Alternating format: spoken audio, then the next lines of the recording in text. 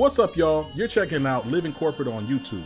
Make sure you like, comment, subscribe, and hit the notification bell in that corner so you keep up to date with all the dope content we're creating here, driving real talk in the corporate world.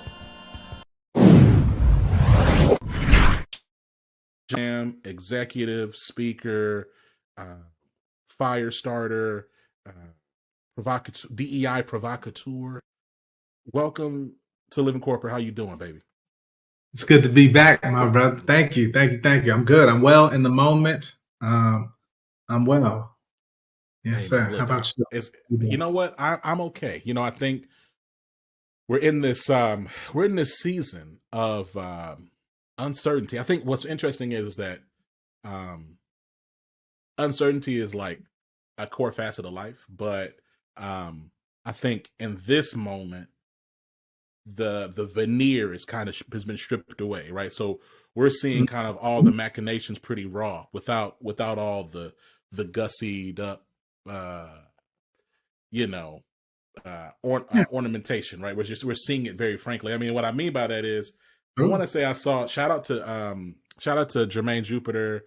I saw he tweeted something about the link, the layoffs dot whatever. But it talked about it was like 15,000 people have been laid off so far in this year, and we're recording this on the 25th of January, right? So I'm pretty sure, sadly, by the time we air this, it's going to be higher than that. Mm-hmm. I'm curious, right? Like, you sit in this executive role at an employer branding firm. Talk to me about what you're seeing as it relates to employer brand and how they're aiming to, and how they're even thinking about the intersection of employer brand and these ridiculous layoffs. Like, what are you seeing? So it's a great question. I think, first of all, like I said, it's great to be back with you, Zach. And I think your platform is so necessary for these conversations, period, point blank, because you're going to the other side, the ugly underbelly and the beauty within, right? So sure. So in answering your question, I'm seeing a lot of companies, regardless of sector, scrambling to refresh, reestablish, or establish their employer brands, right? Starting with employee value proposition. They are at a point where I think 2023 was really a conservative, let's hold our cards because these interest rates and the macroeconomics at play were like, hold on to your capital, right? So everybody did. And spending was down across the board in every sector. But this year, there is so much energy. It's like we're drowning in business in a good way because these companies are like, we still need to not only attract talent, right? That is what it is. But there's a very strong shift towards engaging and retaining existing talent, right? It's not new concepts, but they're leveraging employer brand in a way that I think has never fully acknowledged the internal employee the way they are now. You know, it's interesting when I think about living corporate, and I think about, like, you know, we call ourselves an experiences management company. Part of that is it's like, okay, it's employee experience, then also customer experience, and we talk about our storytelling capabilities as really a vehicle to drive market trust and also support employee engagement, because you know, you're able to see your organization in a more transparent, frank, honest way. We're not really bought or owned by nobody.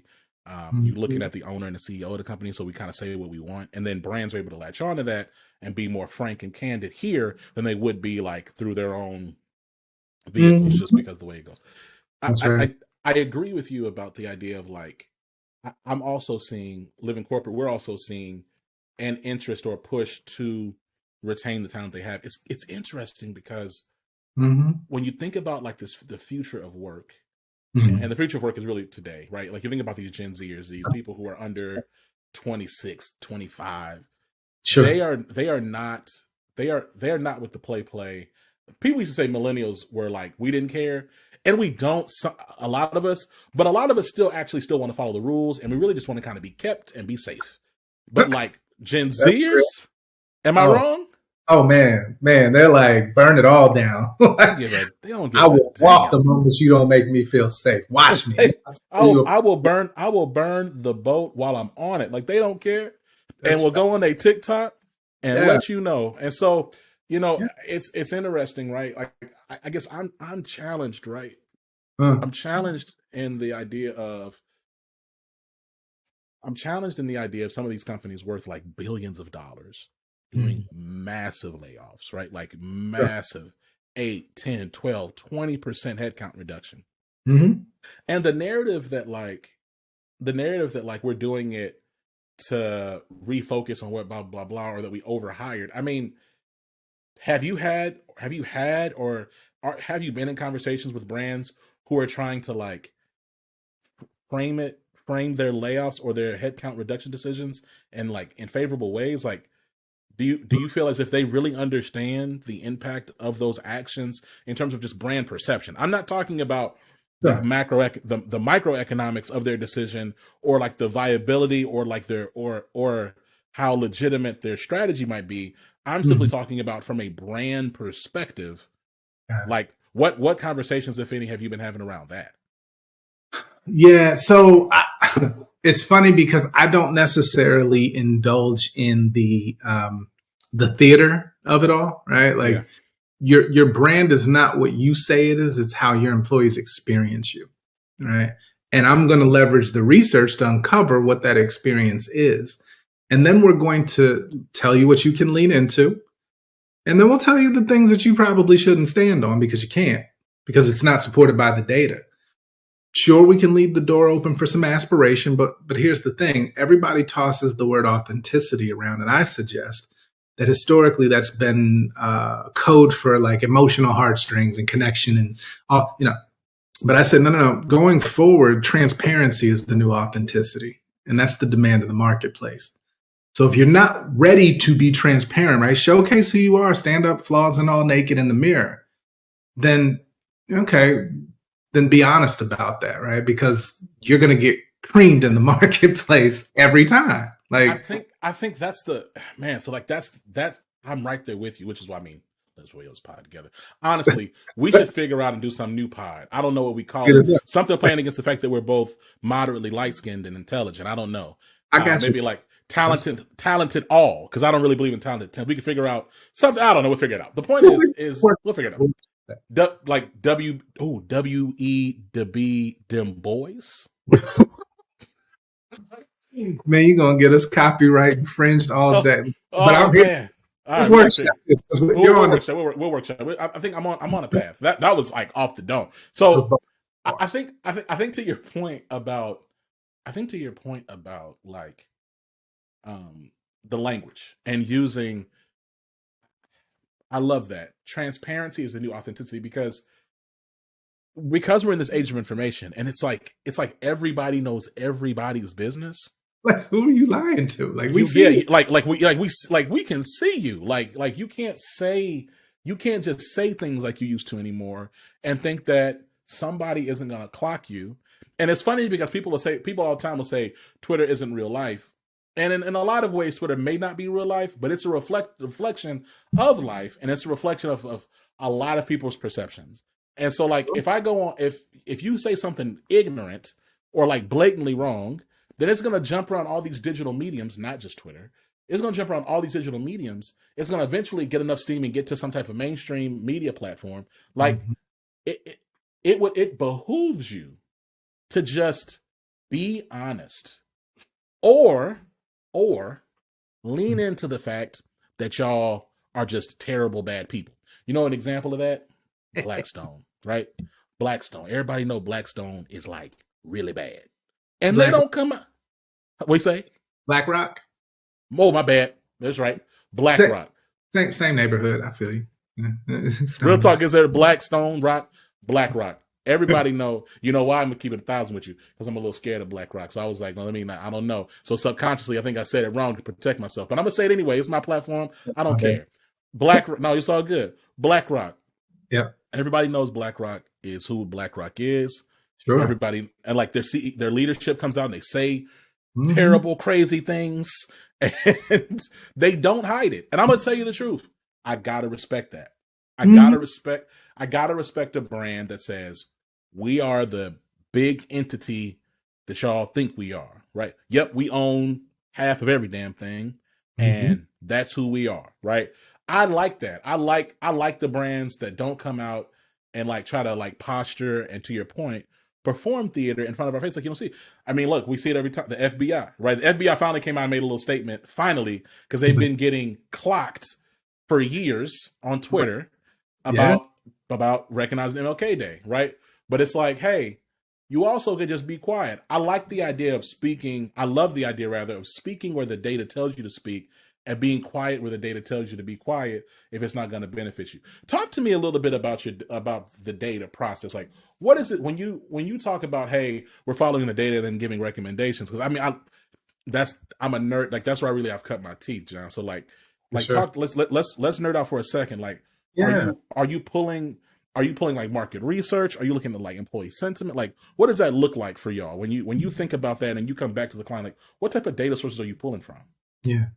Well, I mean, it's a combination of qualitative, quantitative, right? Internal, external market research. But really what it comes down to, and the way that we approach it uniquely, I believe, is that we have embedded humanity into the process of developing EVPs and employer brands in ways that hadn't been done before. And when I say humanity, I mean, some would call that DE and I, but I don't believe in those letters any longer. I believe that humanity is the core of what we're talking about. So let's play in that space. So what I mean by that is when we go in and we do qualitative research, we're spending time, obviously, focus grouping and interviewing leaders and things of that nature, and ingesting all of your engagement survey data, attrition data, like all of the inputs that would give us a collective picture of how your employees are experiencing your culture. What are the structural, programmatic, systemic, behavioral, all of those things that influence the culture. And then we sort of synthesize all of that information into some very key attributes of who thrives in your organization, and what are the foundational truths, the things that, no matter who we speak to, these core elements just sort of come to the top consistently. And then, whittle those into pillars and then an anthemic statement. It's very similar to the process that everybody does and engages in building these things. But the difference is we're also looking at what are those culture gaps between marginalized and majority?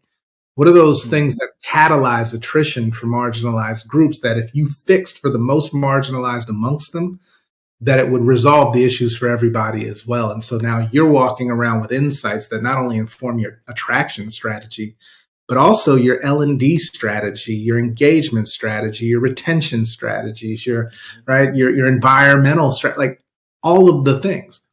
And then we leverage that resource as a foundation, or that research as a foundation, and then build an aesthetic and a narrative that matches that. And then we go a step further even than that, and we do what's called an inclusive ethos. And so I can't name a company that isn't seeking still, even amidst the backlash, to increase representation of marginalized talent, right? Whatever their data is telling them they have a deficiency in terms of numbers. Fine. Well, we'll come in and we'll spend time with those groups and those cohorts, communities within your organization, understanding their experience qualitatively, very specific to their identity, and then craft brand expressions or articulations from their voice, through their voice of that community, to the voice and to the experiences of the community external, so as to at least raise awareness and then ultimately catalyze attraction. You talk about, first of all, thank you for the breakdown. I appreciate it. I love it. No doubt, man. Yeah. I think that there's so much to say about like organizing data and analyzing it through like the lens of people, right? So like creating personas, and then like figuring out, okay, hey, here's the conversation we're trying to have with this person, because this persona might represent like 35%. Or even that's pretty extreme. Let's say this persona might represent like 10 or 12% of your body. Well, hey, that's a lot of people. And if you localize that persona against like whatever your geography is, that might represent like 10,000 people. Okay, well, shoot, like, so having having like this suite of personas is trying to like engage and communicate against, reach, actually touch and communicate to and with. That's right. It's powerful. Something else you said too is that despite the backlash, right, there's still there's still this desire and stated or unstated aspiration that organizations have to increase their representation across the region. Because irrespective of what like the talking heads may say or the political figures may say, the unspoken but loudly known reality is, if organizations aren't able to engage their market in an effective way, they're not going to survive. So, right? Like, that's just the truth. Like, so like you can call it what you want. Like, we've been doing this whole business case for DEI for the past 20 some odd years. Like, we already know, like 60. Since 1964 to be exact. Yes, sir. Well, this year, July. Fair. That's fair. Yeah. That's fair. Yeah. No. Well said. I'm thinking about like the actual literal white papers on Google, but you're right. The larger push and narrative and what's the word, treatise folks have been making to recognize Black and brown folks, non-white men, as valuable to the world and to the world of work has been going on, to your point, for coming up on 60 years. Now, I think my question is, in this moment, when you think about like the landscape of the DEI profession and the DEI industry, do you see it being much longer for the corporate space? I'm not saying I do believe grassroots and externalized efforts going to continue because we're people. But do you see it still continuing like in the corporate space? I see it. I'll say this. I see it evolving now, right? So just like other terms that have been co-opted and then, demonized, right? Critical race theory or woke, right? Like those terms have become the Voldemorts of corporations and academia, right? But at the end of the day, the underlying benefit, as you mentioned earlier, is still business. We don't need to explain the business cases. Everybody knows that there's a correlative, right? Not causal, but correlative relationship between DEI and business results. Fine. But here's the thing. I'm no longer pushing, and I said this cheekily, like I'm no longer engaging in that conversation around DE&I because I don't believe in it. Point being is my new definition for that acronym is delusional expectations and insanity. At the end of the day, 60 years deep, right? It started with increasing representation. Affirmative action was like, hey, y'all got to let some of them in, and so now here's a legal framework to actually give you guidance on what you need to do. Cool. They started letting us in. Well, guess what? By the 80s, there was a wave of backlash, right? And then they used the same legal precedents to justify the backlash. So we've been here before. I'm not interested in the cyclical nature of DE&I, even though it's a $10, $11 billion industry. Which then, if something becomes an industry, then it requires the problem to remain constant in order to have a viable means of paying you out. So money's in the medicine, not a cure. Yeah. I'm interested in shifting that conversation more towards humanity work, and I'm pushing everybody to stop saying DEI and say humanity practice. You're not a chief diversity officer, you're chief humanity officer. Because at the end of the day, if your policies, practices, behaviors aren't humane, who's going to take the indefensible position of saying, yeah, we're not into humanity stuff? That word. Right. Now you look nuts. Now you look crazy, right? You look like a monster. So if we start calling these things what they are, then you can't co-opt that, right? Yeah. I mean, I love that. I think about living corporate. Like we started as like, of course, as a singular podcast focused on Black experiences. Then we become this podcast network focused on marginalized experiences. Then we turned into this like digital media storytelling firm. And now, right, as we look at like our data analytics capabilities, our learning platform, and our brand storytelling, we're really an experiences management company, right? That goes back to to your point about we don't say humanity, but we say experience. We say, right? Because I think the spirit of it is the same, which is everybody. Hey, if you don't want to, because we're an experience management company focused on fairness. Okay, if you don't want to have a good employee experience, you don't want to have good customer experience, and you don't want things to be fair, then like what you look like, to your point, you look crazy. Like we're really going to debate about having a good experience. We're going to debate about being fair. Okay, well, that makes it easy for me not to work with you no more. And once everybody knows that you're not fair and that you don't care about their experience or your employees' experience, well, then they're going to go and hop on the next service or product or whatever. Anyway, there are very few people who sit one of one in anything. So they'll just go ahead and go to your competitor and we'll move on. Right. And then we'll let the market forces decide, I guess. But I think to your point about this, I love the idea of pivoting away from the DEI language. I frankly, I've been look, anyone who knows me has been like checking out Living Corporate, or certainly knows me personally, knows I'm not really a fan of any of this language, right? Like I don't actually care about any of it. Like it can all go in terms of people sprinkle intersectionality on their stuff like it's the parsley that you get at like the hood grocery at the hood restaurant, right?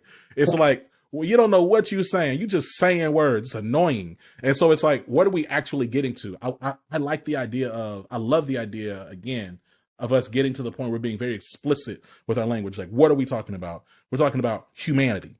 We're talking about fairness. We're talking about experience. Now co-op that. Co-op that language that we all understand, that is not seen as academic, because we're in this age of anti-intellectualism, that is just frank, clear language. I want to see you co-opt that. And if y'all somehow co-op fair, or you co-op experience, or you somehow co-op humanity, well, damn it, guess what? You won. I ain't gonna fight with you no more. But yeah. Well, look, they can co-opt one out of those three. Fair is easily attackable because it's subjective. It's subjective. You're right. And at the end of the day, and I honor the energy and the sentiment of which you're approaching it, because it falls in line with humanity. The challenge is the construct wasn't built on fairness. In fact, it was built on inhumanity. Right. Let's be honest. How many people being laid off by the 25th of January? I dare say that's a balance sheet decision that was not made with humanity in mind. Right. And so when we start to acknowledge the realities of this construct and then we operate accordingly, okay, now we can be honest about what it is we're trying to do. Yeah. We didn't let go of 15,000 people because we're trying to reposition no. That was a balance sheet move to shore up that you had the shareholders in a good spot in Q1 coming off of Q4 slumps. Right. Let's just be honest about what you do, because that's the nature of business, and that's how it's taught in schools. That's how it's taught. I think you indoctrinate people, confer degrees to say that they're proficient in this, and then get them in the workplace and say, you can't say what we just taught you. Like, that's weird. That's weird to me. Man, it's exhausting. It's exhausting, John. And I think like we're just in this era, man, where like I will say there's a part of me that likes to see like the accelerated just exposure and demise of some of these things, because like it's going to be hard, especially if you think about Gen Zers. Like, and there's all these studies that have been around like they're coming up in this era where they're seeing all this stuff very nakedly. So their trust of institutions and organizations and companies is just not going to be there. And like, they're going to carry these memories. Like these folks who are 23, 24, some of them 18, 19, who are seeing their parents or seeing their family members, seeing their big brothers and cousins, like getting laid off and like with all this debt and they're not able to afford anything. Like I genuinely believe it's going to radicalize. It's going to further radicalize them in a really good way to challenge these structures and these systems to help create a more, I would say fair, but I'm going to say humane world and experience of work. I love that. So look, man, let's talk about your year.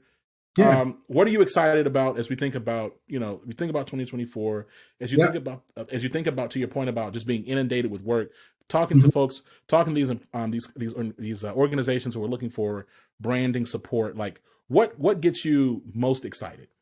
Yeah. I love the work of bringing, as I said, the humanity of your core brand to life, right? How do we then translate who we found you to be through the research into something that's tangible and experiential for people that you're seeking to connect with and engage with. And so I'm super excited about that. I think it's the convergence of we're back outside, right? even though the Rona still does what it does, back outside. So there's not this aversion to actually creating experiences for people to come and enjoy, right? This is your world. You know this, like creating those experiences, not just talking about the brand online or showing the imagery, but how do you bring people into your world? Super hyped for more of that work this year. I'm also excited to see that that there is a recognition. I think we're past like the shiny object of DEI, right? And everybody's saying, "Oh, can you make a diverse and inclusive brand?" Like, I think people have recognized how that backfires when you just try and look the part. And so what I'm actually, it's kind of counterintuitive. I'm pleasantly pleased that people are moving away from trying to do the facade work without doing the infrastructure work, right? Yeah. Like, if you know you're not going to change the core of it or the systems or the structures, right, then we're not just going to repaint the house and call it, cool, right? Because it's going to crumble, right? Right. People are going to walk inside and be like, ooh, the outside doesn't match the inside. Right. So I'm encouraged by that. And so now we can have more honest conversations about, look, what are you willing to change, right? Because that's really what it comes down to. What are you most comfortable with? Because I can't encourage you or sell you on anything that's going to push you past your comfort at the end of the day. It's dope. To the last part, so to your point about just being so the things I'm picking up in this conversation really around like honesty, humanity, transparency. And I love the idea of having a frank conversation about, hey, what is the organization actually like? Where are you at and where are you trying to go? Because I can't tell you how many times I have conversations with folks who say, oh, we're just getting started in our DEI program, or we want to hire a DEI officer. We want to do this. And I'm like, cool. Hey, let's have a real conversation. That's dope. Cool. Right. Let's have a real conversation about what are y'all really willing to do? Like, and where are y'all at? Because let's say there's a spectrum. And one is hyper, quote unquote, conservative, very exclusive, harmful, blah, blah, blah, blah, blah. And then 10 is the most perfect place you could ever work, or the most like radical, liberal, blah, blah, blah, blah, blah, blah, blah, blah, blah. Right. Sure. Where are you at in that? So, because if you're, let's say you're like a 4.5, guess what? We probably can get you to maybe a 5 and 5.2. Right. But if you're a 4.5, let's make sure that we provide things with you that honor where you honestly are. Right. Like, look, John, this has been a fire conversation. We want to make sure that we plug you. Folks who don't know about you, I know you're always speaking somewhere, always doing something. Where can people find you and keep up with what you're doing? Absolutely. Well, for anything employer brand related, whether it's EVP, employer brand, go-to-market strategy activation, hit up shaker.com. And happy to get in touch there. For speaking, definitely hit me up at plantationtheory.com or on LinkedIn. And obviously on plantationtheory.com, the book, Plantation Theory, the Black Professional Struggle Between Freedom and Security, still available. Signatures applied to those books that you buy direct, and absolutely interested in talking about getting with Black ERGs and bringing my speaker session, The Cost of the Climb, to the conversation, because we have to start asking ourselves some very, very tough questions. 100%. We actually got to bring you back to talk about the cost of the climb, especially in today's landscape, man. We over here trading our humanity, dignity for $200,000 a year. But that's, you know what? Let me stop now. John, lives for a livelihood, man. It's a whole nother conversation. It's a whole nother conversation. Let's catch up soon. Always a friend. I will talk to you later. All right. Appreciate you, brother. Thank you. Keep up the great work. Love to see the expansion of Living Corporate. Man, I appreciate you. Thank you, man. Peace. For sure.